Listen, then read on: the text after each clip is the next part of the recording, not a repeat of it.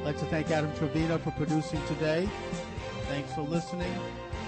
We're talking about in this segment a little bit of a retrospective on the history of the war in Vietnam and its ongoing legacy. And to help us do that, we're joined by writer George Black, who's a writer with The Nation magazine. The article he's penned is The Lethal Legacy of the Vietnam War. 50 years after the first U.S. troops came ashore at Da Nang, the Vietnamese are still coping with unexploded bombs and Agent Orange. George, thanks for joining me this afternoon. Hi, nice to be on your show. Thanks.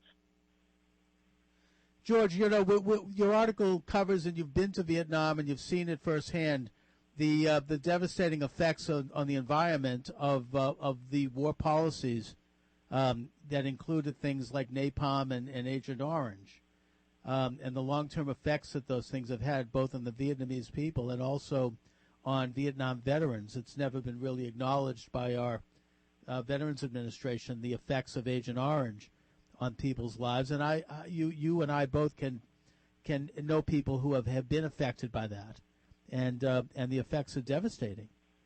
But I want to just talk a little bit about the Vietnam War in retrospect as well. I'm old enough to remember it, and I remember that the attitude on the part of the vast majority of Americans, left, right, and center, was that there was a frustration with the how it was kept going on, and there was a feeling that we should either win or get out. And yet that's not what happened. I'd like you to reflect a little bit on that, on what Americans felt at the time and viewed with regard to Vietnam in the 1960s and early 70s.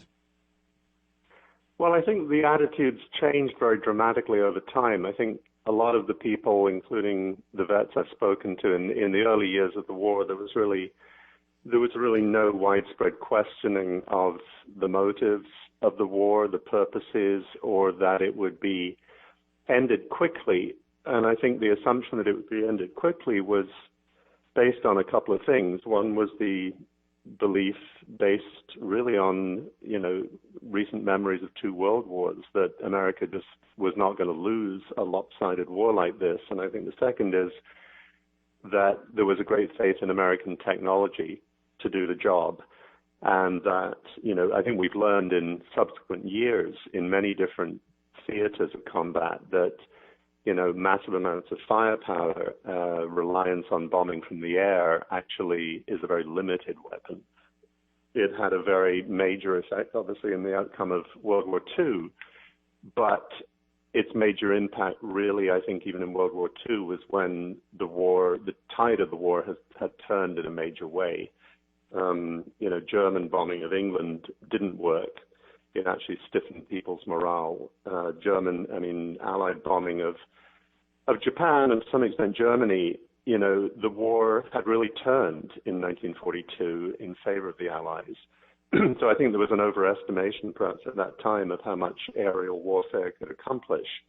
And then, of course, when things in Vietnam began to drag on, and particularly when, the reality of the war was brought home to more and more Americans by TV, and really, the devastating impact that war has on both sides, this local civilian population and, the people who are sent to fight wars, the people could see that up close. And a lot of the veterans who were serving at the time also began to have doubts, starting probably in 67 in a serious way, and really, turning a corner in 68 with the Tet Offensive, where, what seemed to be a tremendous military defeat for North Vietnam and the Viet Cong, and was a tremendous military defeat. It was not what they calculated. They thought this was a big offensive like the one that drove out the French in 1954, and it turned out when the cost of that in American lives, let alone Vietnamese lives, was seen at home, I think the feeling began to set in that this was a war that was not going to be as easily winnable. It was a war that was creating tremendous havoc, and people were beginning to come back traumatized by their experience. And I think that was really when sentiment pivoted. George, I also think it should be noted that in the 1980s, and this is something that's influenced my thinking on it, you had the declassification of portions of what's called the rules of engagement. And what we learned from that, and it was widely covered, was that the United States did do what people thought or claimed that they had done, accused them of doing, which was they fought the war with one hand tied behind their back. You had all of these strange rules by which bombers were not allowed to bomb certain locations, and they weren't allowed to take off at certain airports, and they weren't allowed to do this, and they weren't allowed to do that. And there was all these strange and labyrinthine rules with regard to how the war was fought that seemed to buttress the opinion that that we weren't really there to win it, in which case we should not have been there at all. And then you have revelations about people in both the Kennedy and Johnson administrations, and many probably in the Nixon administration, people like Secretary of Defense Robert McNamara and Secretary of State Dean Rusk and McGeorge Bundy and Walt Rostow and others, who were involved in this kind of half-war mentality. They didn't really want to see the United States simply go in and have a definitive victory and establish South Vietnam. They wanted to see this prolonged conflict, which would lead to a bloodletting, both of 50,000 American troops and untold hundreds of thousands of Vietnamese. And that's what happened. And so I really question sort of the, what we might call the liberal establishment in America and what they had in mind for this war, because it seems to me that the war could have either been won early on or we could have gotten out early on and called it a day. What do you think? Well, there's a couple of questions, I think, in there that are a little bit different. One is in terms of the conduct of war and the standards that are applied in wartime. I mean, there's a long history to this, that a lot of which dates back to World War I and then was strengthened in World War II, that, the world had seen wars waged in a completely no-holds-barred, very inhuman way on a very large scale. My grandfather, for example, served in World War I, and he was gassed in the trenches, survived, but was crippled for his whole life, bedridden basically with the after effects of that. And, millions of soldiers in World War I suffered that or were sort of thrown into trench warfare and mown down. And, a whole body of law and practice in which, the U.S. always played a very constructive leading role, said that, if war has to be fought, and it should really only be fought when circumstances are desperate, and there's a very clear, lack of alternatives, that it should be fought with, with humanity and with restraint. And, that was a sort of civilizing process, I think, that was generally agreed. You're right that there were a lot of regulations. It's interesting, when you look at the rules of engagement or the flight instructions and a lot of the declassified material on the conduct of the war in Quang Tri province, which is where I went on a couple of trips last November and then again in January. There was a very deliberate, as you say, attempt not to hit civilian targets, specifically with Agent Orange, and also, to justify the use of Agent Orange on the grounds that, certain areas where it was being used were depopulated. And I think there was a lot of naivete about that. I mean, there's one family that I interviewed who have 4 severely disabled children. They had been moved out of a free fire zone into basically a sort of encampment south of the Cam Lo River, which was the border of the, very intensely sprayed area in that province. But their fields were on the other side. So, it was sort of disingenuous or simply naive and wishful thinking, I suppose, that these people were therefore not exposed. But the reality was they got up in the morning, their crops were still a mile or two north of the river, and off they went as soon as the planes passed. Mm-hmm. So, and, the other thing I would say in that respect is that the effort to win the hearts and minds of the civilian population, which I think, again, was, sincere in many ways. The people who suffered most from the war, ironically, were the South Vietnamese civilians, who were the ones that the United States was ostensibly there to protect. And, Right. 4.8 But George, million when of I them talk were about exposed to Agent Orange. The when I second make- part of your question about when I Johnson, make reference- Lyndon Johnson was an absolutely tormented man. He had just come to office when Kennedy was assassinated. He'd come in really as the great civil rights leader who was going to enact a whole slew of measures to make American society more just, socially equitable. And, he inherited that war, and he was extremely ambivalent about it. And, on one hand wanted to win it quickly, and on the other hand wanted to extricate himself, and never sort of managed to do either. I'm not sure I agree with you about his being ambivalent about it. He escalated it before Kennedy was even buried. But the fact that when I make reference to the rules of engagement, I'm not talking about rules of engagement that would deal with protecting civilians. That we all support, and you're quite right. I'm talking about rules of engagement that were declassified, which showed that the U.S. military was banned from striking at strictly military targets, and for reasons that are not really clear. If they had perhaps struck at the military targets, the war could have been ended sooner, and more people might have been saved, instead of doing this sort of Agent Orange stuff. But to bring things up to the end of the war, when Nixon came into office, he actually did go ahead and engage in, and escalate, not in terms of military personnel, which he withdrew, but in terms of mining Haiphong Harbor and going after Vietnamese forces in Cambodia. And the result was essentially that, for all intents and purposes, the United States won. That by the end of 1972, the war was over. Most of the shooting had stopped. And then in January of 1973, the United States and South Vietnam and North Vietnam signed the Paris Peace Accords, which formally ended the war. And it did end the war. The war shooting stopped. North Vietnam recognized the status quo ante, which was South Vietnam. And South Vietnam received as codicils to the Paris Peace Agreement agreements from the United States that we would continue to supply them with military training and hardware and aid, but that we would basically pull out of Vietnam. It was kind of a standard of forces agreement, perhaps the same one that you could argue Barack Obama should have arrived at with Iraq. But the fact is that after January of 1973, the war was over. Vietnam was at peace. South Vietnam had won in terms of maintaining its sovereignty. And then in March of 1975, 2 years later, the new Democratic Congress, headed up by Ted Kennedy, decided to cut all aid to South Vietnam. They cut all military aid. They cut all foreign aid.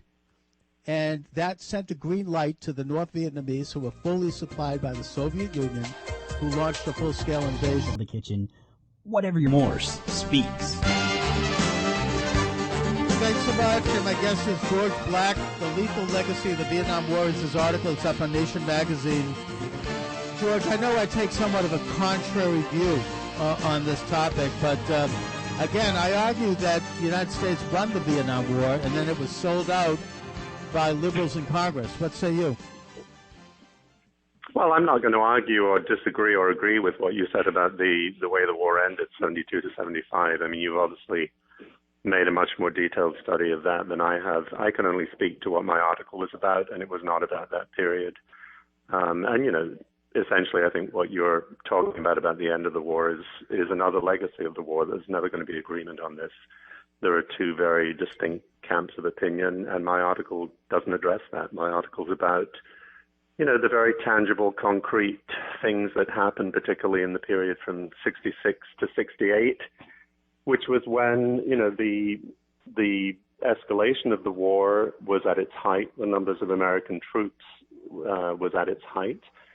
And the stuff that has been left to deal with, including here, I mean this very much to include what happened to American vets who were exposed to these risks at the time, that is still very alive. And that's all I'm talking about in this article. I'm not talking about the overall consequences of the war, results of the war. I will just say one thing about the way things turned out, because I think, part of the philosophy of really what you were espousing a moment ago is sort of predicated on the idea that, victory was a way of preventing the ascent and consolidation of communist governments in Asia and an attempt to keep Vietnam within, the orbit of a world market economy.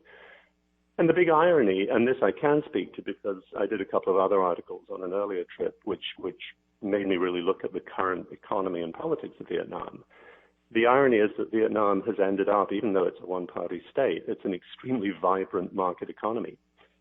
I mean, to talk about the domino theory now that it would have led to this, triumph of communism throughout the region, you go to Saigon or Ho Chi Minh City, you go to any of the major cities, you go to Da Nang. Da Nang is actually probably about as booming a modern capitalist world market-oriented economy as you could wish. And that's been true since the U.S., even before the U.S. normalized relations 20 years ago. There was a realization in Vietnam, probably after the first 10 years, which were pretty awful, that, being allied, as you said, with the Soviet Union and dependent on Soviet planning and Soviet aid was really a path to ruin. And they reoriented themselves pretty dramatically. And, they're very in love with things American. It's a very consumer-oriented society. There's a big tourist trade. They're in the World Trade Organization. They want to get into this new free trade partnership, the Trans-Pacific Partnership, that would be the biggest free trade organization in history.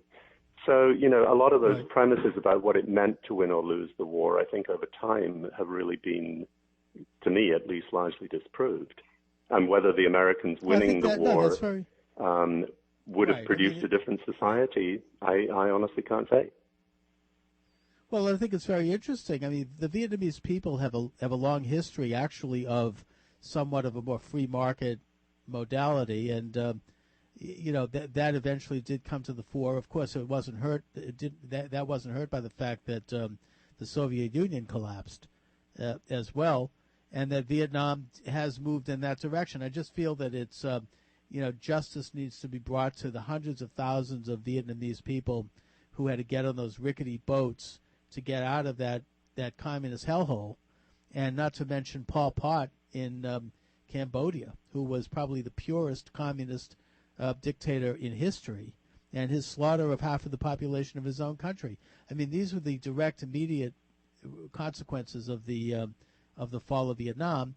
And while that is historic, and that I think certainly Vietnam has moved on, I'm not sure about Cambodia. We have to learn the lessons of history.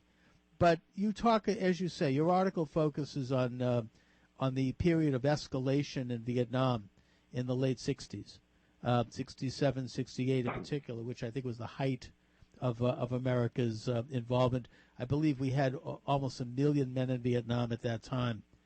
And that, certainly it looks to me like things really went off the rails in terms of, a senseless policy of both wholesale attack and at the same time disjointed defense. It seems to be what was going on. Well, again, you're talking about a period that I don't claim to have particular expertise on. I mean, I was really looking here primarily at a humanitarian situation. And, when I was a kid, I mean, I'm old enough to remember the Vietnam War myself, but I actually grew up in London. And well into the 60s, we were finding people were detonating unexploded bombs left over from World War II. And the fact of the matter, whatever you think of the war, is that 10% of the munitions that were dropped on Vietnam failed to explode. I mean, it's in the nature of munitions. Okay, we'll be right back. Another break here. But they weren't just ignored. They were trashed. They were vilified. They were called liars when they said that they were sick in ways that they feared might be, connected to their exposure.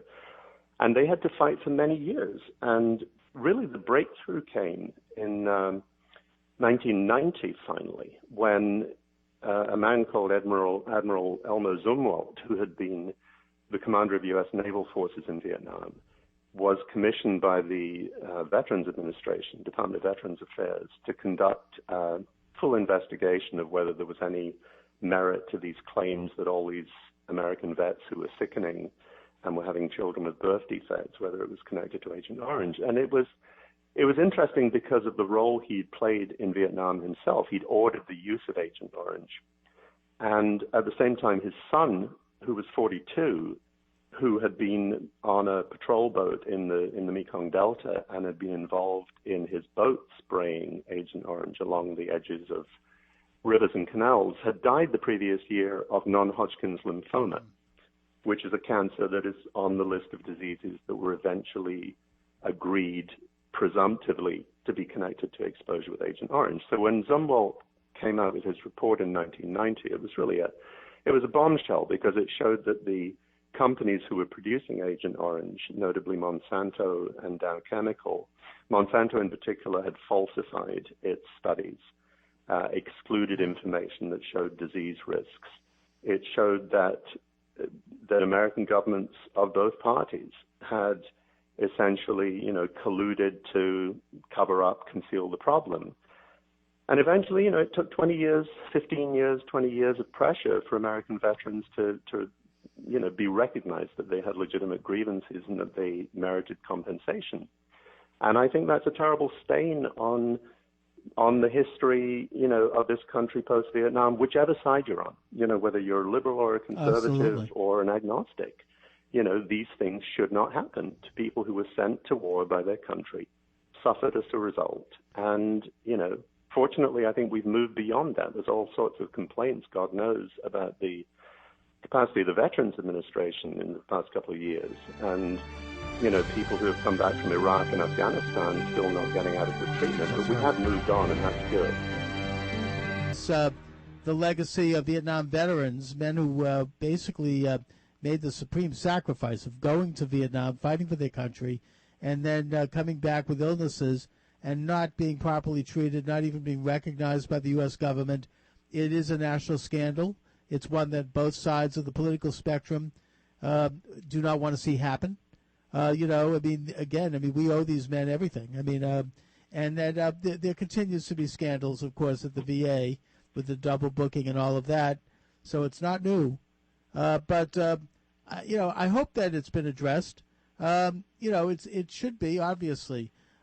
George, the broader question, of course, is since Vietnam, this country has not been involved, and I don't think most countries in the world, it seems, have been involved in such a big war.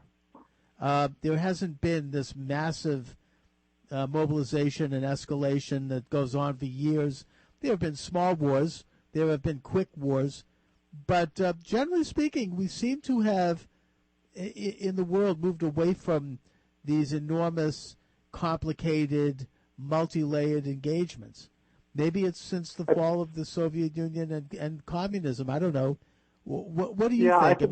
I think that's partly true. I wish I could remember the name of the author. There was a book or a study published probably 3 or 4 years ago that actually traced the volume of casualties in wars and found that the last 20, 30 years, I believe it was, has had fewer than any other period, proportionate to world population, I think, ever. There have been obviously major exceptions. The Iran-Iraq war was complete carnage and dragged on for years. The wars, they're not conventional wars, I suppose you would say, in Rwanda, in the Central African Republic, the Congo. They're more sort of civilian, bloodletting between tribes, but certainly with millions of casualties.